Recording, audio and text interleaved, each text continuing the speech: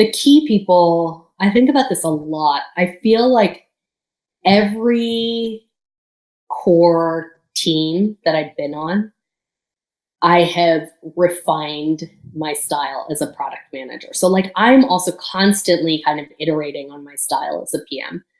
And that has come from having really hard conversations and relationships with people. Having like a diversity of core teams has also helped me recognize like very many shapes and sizes and needs that people have. So for me, ultimately, like I think as a product manager, I'm in a service role. Like I am serving the needs of customers and of my core team and of my leadership team. So all the teams that I've been on have helped me understand how to be a better like customer service provider. The other people, then there are like people who've been really influential. I think the two people in the field and people that I've been like lucky to like encounter and have conversations with are Eric Ries. When I read Lean Startup, and this was when I was on Helpouts, that was a product that was ultimately unsuccessful. That was a product where we literally built it for a year. We put it out into the world and it was crickets. And then I read Lean Startup and I was like, oh my God, this is what this book is about and how and why you don't do this. So Eric, and then after I read it, I started going to the conferences. I volunteered. I actually reached out to Eric when I was working on Helpouts and I was like, I need help. And he was really kind enough to talk to me and it was super eye-opening. So he's been super influential on me. On why you validate, how you sort of build, measure, learn, like why you do everything iteratively. And then Sean Ellis, who coined the term growth hacking, has been really influential in helping me understand, because when I was at Groupon, I was focused on figuring out like how we build this self-service platform that would just help grow our business a lot faster. And actually, I have to say, like Andrew Mason, who's the founder of Groupon, and his sort of like relentless focus on growth, and there are pros and cons of that we can talk about, right? Of like when you're looking to grow so quickly and like you will do, like you just put the tracks down in front of the train and you will use man or machine to grow. Andrew Mason was influential on me in thinking that. And then when I realized that there was a whole movement that Sean Ellis had like, at least had given a name to with growth hacking, that was influential on me. Again, that's like why I think about customer validation, why I think about customer evidence. That's why I'm focused on growth.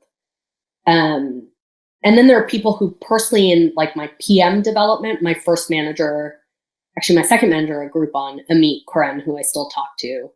And I wrote about this in my like email to you, Jeremy.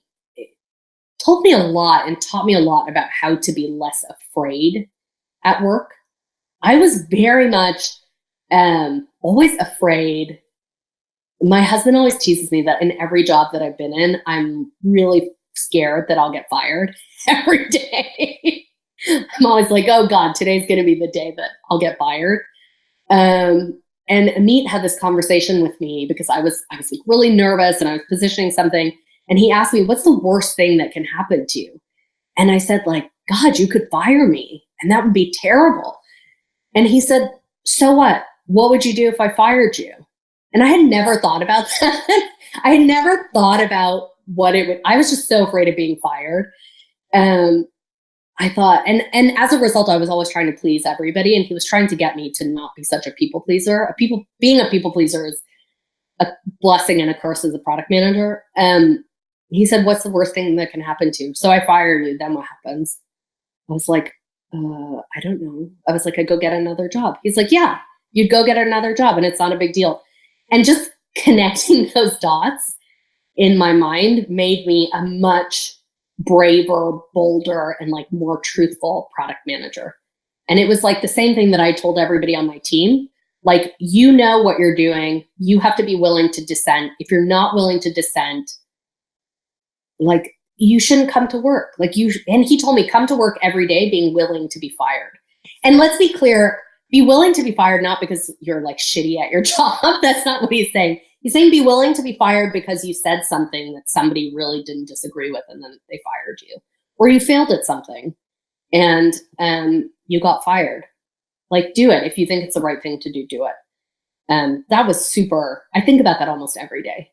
When I have those moments where I'm like, like, oh God, I'm going to say something that's unpopular. I'm going to like present customer evidence that's scary.